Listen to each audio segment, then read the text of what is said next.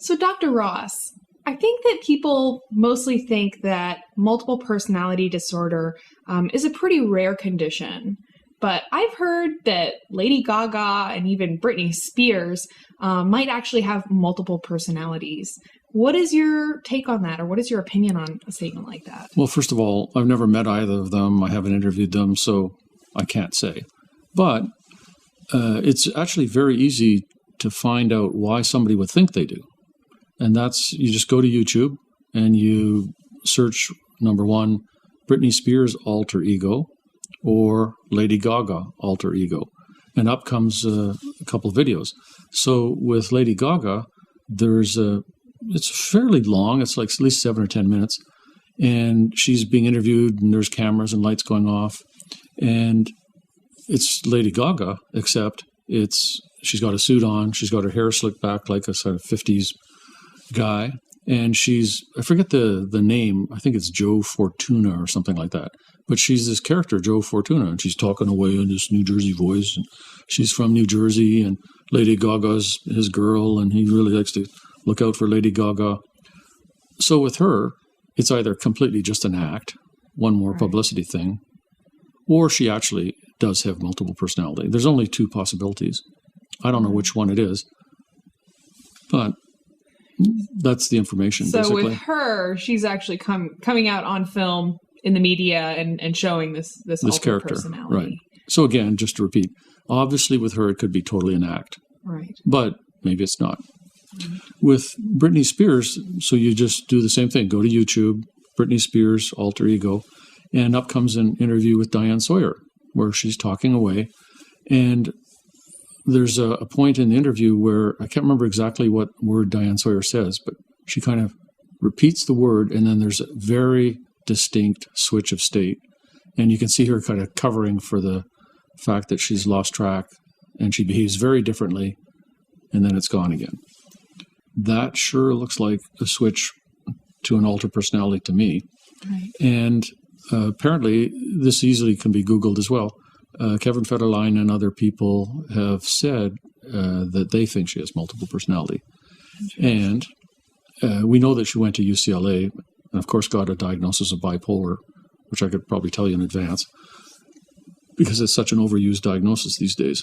But you can also quite easily find video online of she's coming along in a car, she's leaning out the window, and she's got a pink wig on, and she's talking in a British accent, and she says that she has no idea who this guy is that the reporters have asked her about, who's her boyfriend that she'd been dating for like the last 6 weeks or something. Huh.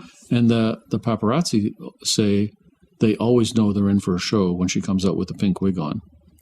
But then shortly after that, she's interviewed, she's not wearing the pink wig, she's not talking in a British accent, and she says, well, yeah, that guy is my boyfriend, I know him. Interesting. So, again, as an expert on multiple personality, I can't say anything for sure, but that sure would put multiple personality in my mind if I was interviewing her and trying to figure out what sort of mental health problems she has. Right. So, other potential examples of... So the point here is not to talk about the science research on how common multiple personality is, but there's actually people who crop up in the media fairly regularly saying they have multiple personality or sounding like they do. Mm-hmm. And another was Mel Gibson. So I have a article from Der Spiegel magazine, I'm pretty sure it is, from Germany, and I've seen him talking on the Jay Leno show about it. So this is his version of what's going on with him. He says that ever since way back, he's had a character inside him, Bjorn, who's a Viking. And Bjorn comes out and acts wild and carouses and misbehaves. And so he's had to bury Bjorn in the sand inside his mind. But every once in a while, a hand comes up through the sand, and then he's got to push him back down again. And he's telling the story to the interviewer in the German magazine and also telling it to Jay Leno. And Jay Leno starts chuckling and says, oh, I think I met Bjorn back in your 20s. Mm-hmm. And then Mel Gibson says that sometimes he lets Bjorn participate in some of his acting roles, which would really make sense for Braveheart. So. Yeah, that's the first thing that came to mind for me, for certainly. So I mean, either he's just talking and it doesn't mean anything, or that's a pretty clear description of multiple personalities, that he's got this separate character who comes out and misbehaves and he pushes him back inside.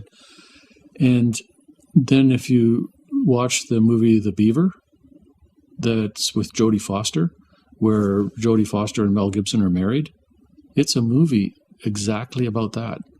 That he's kind of depressed and he's not functioning very well as a character in a movie.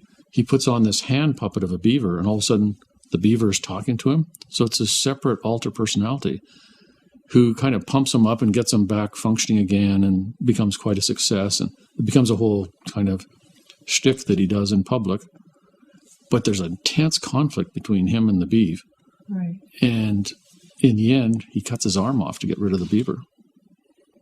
Interesting. So again, that doesn't prove anything. I can't say anything for sure. Right.